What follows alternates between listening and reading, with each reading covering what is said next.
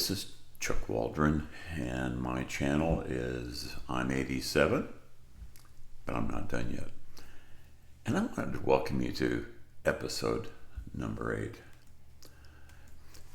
After some videos where we talked about serious issues like wondering about money, how long will it last, will it run out, concerns about our health, and more, I decided to turn to stand-up comedy for this episode. So buckle up for some fun as we explore the joy of living laughter and fun in our golden years. Turn off the news channel of choice and enjoy the moment with me. Newscasts and crime shows suck the fun out of us. And what I think we really need is a good belly laugh instead. Why not consider an antidote to depressing stories from around the world? We need an antidote to counteract the poisons of misinformation, disinformation, and loops of stories that loop 24/7, masquerading as breaking news. Age and aging is often portrayed as a time of slowing down, but in reality, it can be one of the more fulfilling and joyful stages of life. While we may not all be stand-up comedians, I think we can learn a thing or two from them, especially the ability to laugh at ourselves. Humor and enjoyment are essential at any age. But for seniors, embracing fun and laughter can improve mental and physical well-being. It can strengthen our social connections and bring an overall sense of happiness. We can find joy in everyday activities. How do you do that? Well, I have a word for you. It's curiosity. One of the sadder things someone told me was that she had lost her ability to laugh. It went even deeper. She said she had lost her curiosity about things. And she was in her middle ages. It was something that I thought was unexpected. But she said the news was depressing and she began to shrink from contact with others. What's the point? She shrugged as she told me. Life is meant to be enjoyed, and there are countless ways seniors can add excitement and laughter to our daily routines. We can engage in social activities, and that's one of the better ways to stay connected and feel a sense of belonging. For some, it might be joining a book club, maybe participating in a gardening group, or senior centers tend to have events that are both educational and just fun. Being around others fosters joy and best of all, it prevents loneliness. Hobbies are another wonderful way to spark creativity and interest. Many seniors find fulfillment in painting, knitting, bird watching, or even wood carving. And if painting, knitting, bird watching, or wood carving doesn't cut it for you, try something new. If you like to putter around the kitchen, take a cooking class. There are YouTube videos that are really good at teaching you how to prepare different dishes. It may surprise you to find out that many classes might be held nearby in person. What about photography? You don't need an expensive camera. Many award-winning photographs today are produced with mobile phone cameras. Try to imagine yourself that you have a press photographer's badge and you're setting out on an assignment to record something interesting. You don't know what it is yet, but keep looking. Do whatever it takes to keep your mind engaged and open the door to unexpected joy. Games, whether card games, crossword puzzles, bingo, or even video games, offer entertainment and mental stimulation.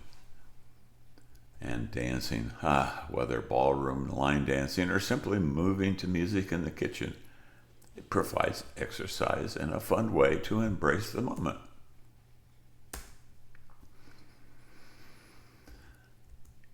In Florida, when I first moved, people asked me do you like to fish? And I said, no. Did I like to play golf? And I said, no. How about tennis or pickleball? And I said, no. Well, why did you move to Florida? What else is there to do? When I said I like to write stories and short stories and novels, I was often met with a blank look. Well, anyway, back to laughter. It's an essential ingredient for happiness. Watching a comedy show, a classic sitcom, or even a silly internet video can instantly lift spirits, and we can find humor in everyday life. Like amusing stories from the past or playful conversations with friends can even turn ordinary days into the extraordinary ones. In short, my friends, I think I'm talking about the need to learn how to find the fun in funny. So can you really learn how to become a stand-up comedian? Quite possibly not, because the professional stand-up comedians we see on television or at a comedy club, they've taken years to practice and hone and make mistakes and learn how to correct their jokes to make them funny. So it may be a little late to start in that. But we can certainly learn from them. We can watch them set up a joke, maybe add a tag or two to make it more interesting, but it's the punchline that's the clincher. I always laugh at this joke. A prisoner was facing his first week in prison, and he was in his cell. And the first night, somebody shouted out a number. This was followed by gales of laughter. So he turned to his cellmate. What's happening? Well, the roomie said, we've heard the joke so many times, we just give it a number. There's no need to tell the complete joke. Well, the new prisoner thought about this, and after a few evenings later, he called out, 57! Not a single laugh. So he yelled again, 57! Again, no laughter. He turned to his cellmate and asked him what went wrong. Well, the man shrugged. Some people can tell a good joke, and some just can't. It's all about the art of telling a joke, even if you forget the punchline. One of life's great skills is the ability to tell a joke, and an even greater skill is the ability to laugh when things don't go as planned. Many seniors hesitate to tell jokes for fear of forgetting the punchline. But the beauty of humor lies in the delivery, not perfection. The first step in telling a joke, I'm told, is to start with a confidence and a smile. Even if it's a long joke, keeping it simple helps ensure smooth delivery. For example, consider this classic setup. Why don't skeletons fight each other? If you forget the punchline mid-sentence, the best thing you can do is laugh and say, well, I just pulled a senior moment and forgot the punchline. But trust me, it was hilarious. This will instantly lighten the mood and keeps everyone entertained, because all people secretly like to support somebody that makes a mistake in public like that. Another approach might be to improvise a punchline on the spot. For example, the original answer to the joke was, because they don't have the guts. What about an alternative like, well, maybe they were just bone tired? The key to is embrace the moment, enjoy the laughter that follows. And often the fun of the joke isn't the punchline, but the shared experience of humor and connection, and how we embrace life and laugh at ourselves. One of the more valuable lessons of aging, I'm told, is learning to laugh at oneself, forgetting where the glasses are only to find them on top of our head, or accidentally putting the TV remote in the refrigerator. All of these are moments that could cause frustration. However, choosing to see these mishaps as humorous instead of bothersome can transform that into a series of lighthearted moments. Research does show, I'm told, that laughter has been scientifically proven to reduce stress, improve heart health, and boost overall happiness. So instead of focusing on the limitations that aging might bring, why can't we seniors focus on the joys and absurdities of life? Laughing at silly mistakes, embracing playful conversations, and not taking oneself too seriously leads to a life filled with warmth and positivity. The secret to enjoying life as a senior is to learn how to laugh, and frankly, laugh at yourself. I remember a story where, well, actually I was on television. I was being interviewed about a program that I was involved in, and I said one of the advantages of this particular home was that it taught children how to pick up community values. I didn't think anything about it. I thought those were well spoken.